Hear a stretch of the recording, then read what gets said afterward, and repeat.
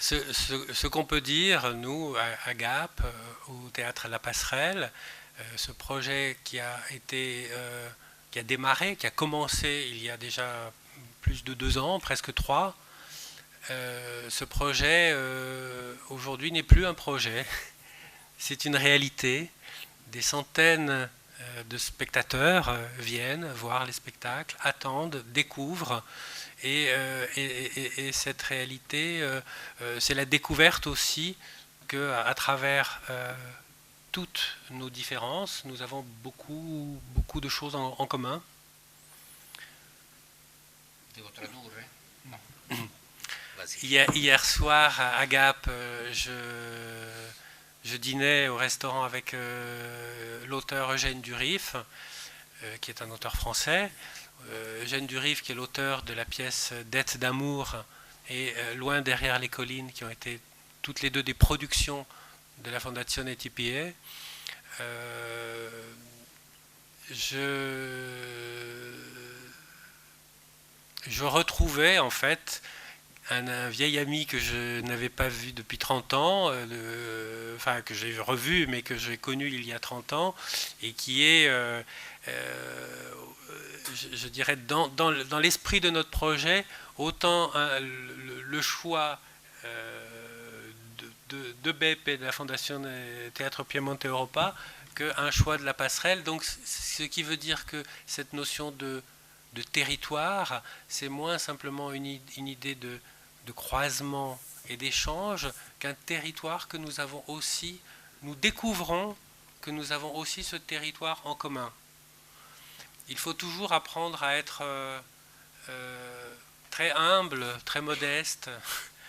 Quand on présente ces actions de circulation des spectacles et des artistes comme des nouveautés, hein, j'en avais parlé au mois de juillet à la Cavallerie de Saint-Réal, et les artistes l'ont fait bien avant nous.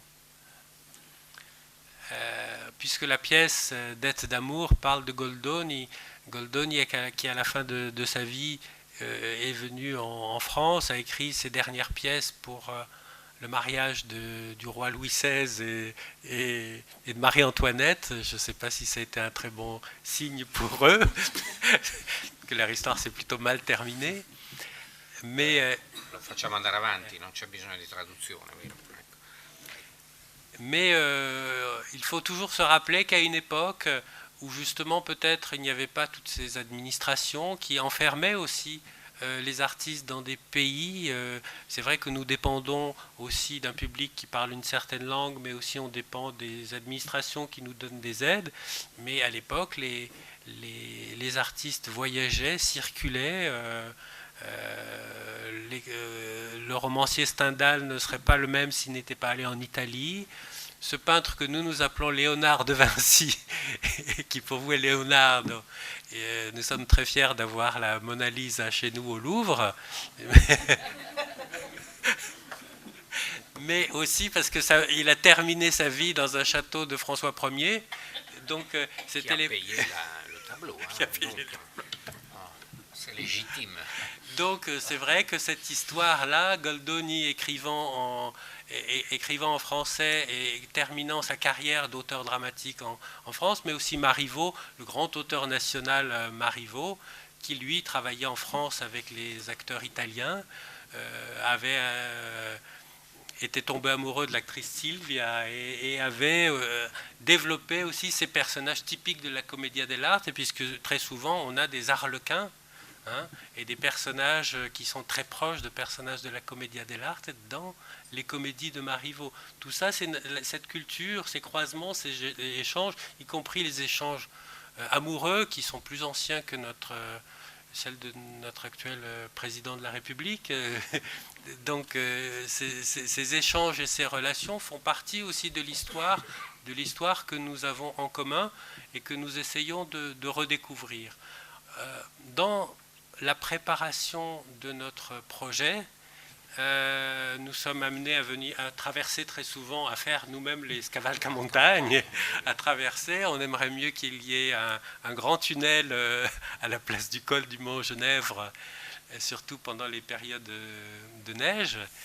Et ce serait plus simple pour nous, mais on s'aperçoit quand même que nous sommes très proches et que finalement nous, à Gap, dans ce département qui a une population très réduite, 130 000 habitants, nous avons tout près de nous une métropole culturelle internationale, finalement, à 3 heures à peine, à 3h30 de Gap et des Hautes-Alpes, on a Turin et tout le patrimoine et tous les spectacles proposés au public de Turin. Et donc, nous travaillons vraiment dans l'idée de croiser, aussi avec Chambéry, avec le Festival des Collines, et avec tous ceux qui essayent justement de faire ces confrontations, ces échanges, pour essayer de développer ce territoire commun. On dit souvent que pour le théâtre, le principal obstacle, c'est celui de la langue, puisqu'effectivement, il faut imaginer des sous-titres ou imaginer des possibilités pour le public de comprendre une langue étrangère. Et en même temps, ce n'est pas tout à fait vrai. Vous savez que par exemple, Idemoni, qui va venir prochainement sur la scène du Théâtre Astre dans la saison de la Fondation TPE, a été un énorme succès au Festival d'automne à Paris, dans la saison du Théâtre de l'Odéon, un spectacle de 12 heures en italien, joué par d'excellents comédiens italiens, mis en scène par Peter Stein. Donc la question au contraire, on s'aperçoit même parfois que le plaisir qu'ont eu nos spectateurs de Gap et des Hautes-Alpes, on a fait le bar franco-italien 3 fois à l'Argentière, et beaucoup de gens qui ne sont pas forcément bilingues, mais qui ont une origine italienne, qui sont aussi issus de l'immigration italienne dans les Hautes-Alpes, étaient tellement heureux d'entendre aussi la langue italienne dans ce spectacle et d'entendre ce spectacle bilingue que c'était une source de plaisir pour eux, cette confrontation des deux langues. Et à tel point que quand on a dit que le spectacle Dette d'amour n'allait pas être bilingue, mais allait être presque entièrement joué en français, certains spectateurs étaient déçus. Ils voulaient vraiment venir voir une production avec des acteurs italiens qui parlent dans leur langue. Ça fait presque un siècle maintenant que le public de l'opéra assiste à des représentations lyriques dans la langue d'origine, et ça ne pose pas de problème insurmontable d'entendre des opéras de Rossini, de Verdi ou de Mozart chantés en italien. Donc cet obstacle de la langue, et puis il se trouve que nos deux théâtres ont aussi une vocation commune, c'est la création théâtrale, bien sûr. Nous aidons des compagnies, alors nous travaillons beaucoup avec un metteur en scène qui s'appelle Catherine Marnas, mais nous aidons des compagnies à financer leurs créations qui sont créées à Gap et qui tournent ailleurs, mais aussi la présentation au public de spectacles pluridisciplinaires.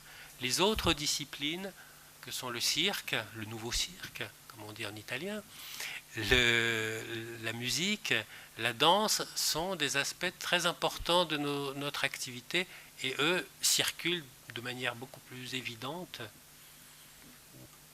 La mission, c'est la démocratisation de l'accès au spectacle. La démocratisation de l'accès au spectacle, c'est le prix des places. C'est un aspect très important. Dans les grands théâtres privés parisiens, une pièce de théâtre coûte entre 30 et 50 euros.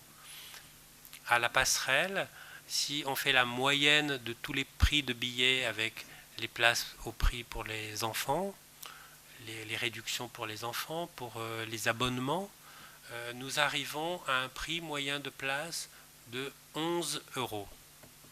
11 euros, c'est à peine une place de cinéma, un peu plus qu'une place de cinéma.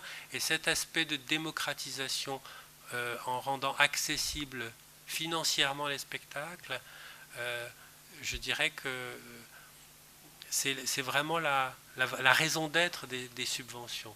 La démocratisation, ce n'est pas uniquement baisser le prix des places, c'est aussi aller rencontrer les associations, les publics, aller dans les écoles et parler des spectacles, présenter faire rencontrer les artistes avec différents publics et faire tout un travail autour des spectacles. Des stages, des laboratoires, des actions de formation, travailler avec des acteurs ou des musiciens amateurs, les amener aussi à découvrir d'autres manières de pratiquer leur art.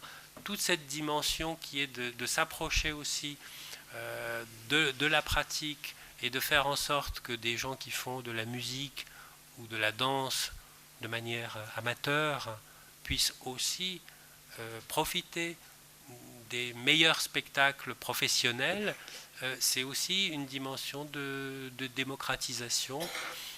Proposer les spectacles pour le public des écoles. Nous avons un programme de 3 spectacles à Gap pour les enfants de 8 à 12 ans. 3 spectacles dans la saison.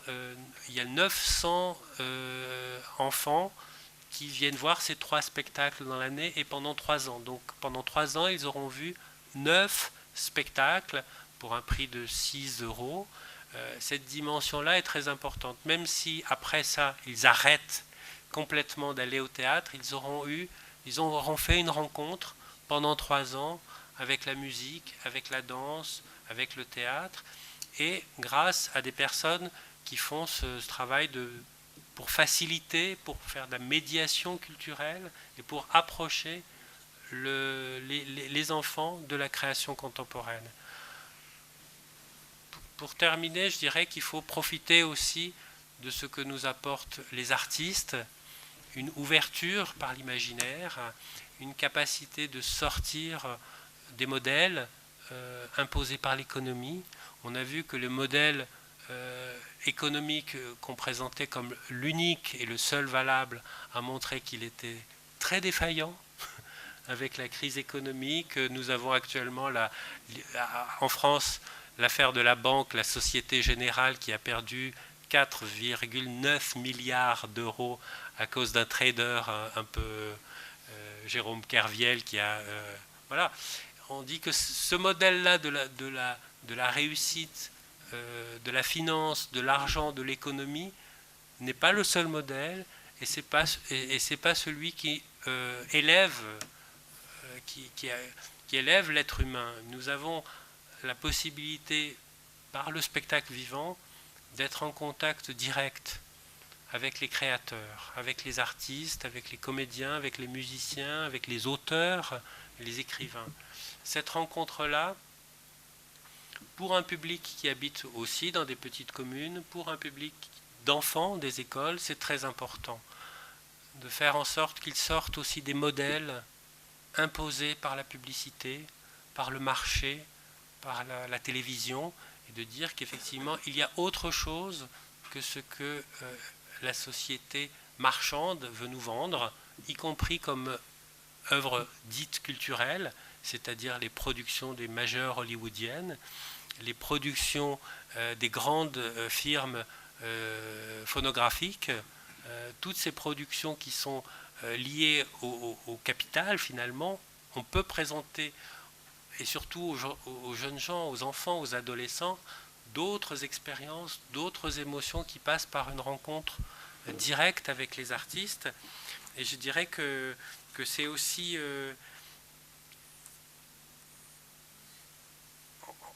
en vivant quotidiennement avec les spectateurs ce genre de rencontres, on s'aperçoit que l'art, que la culture, ça n'est pas une chose en plus, c'est pas un supplément d'âme, mais c'est quelque chose qui est essentiel dans nos existences. Voilà, je vous remercie.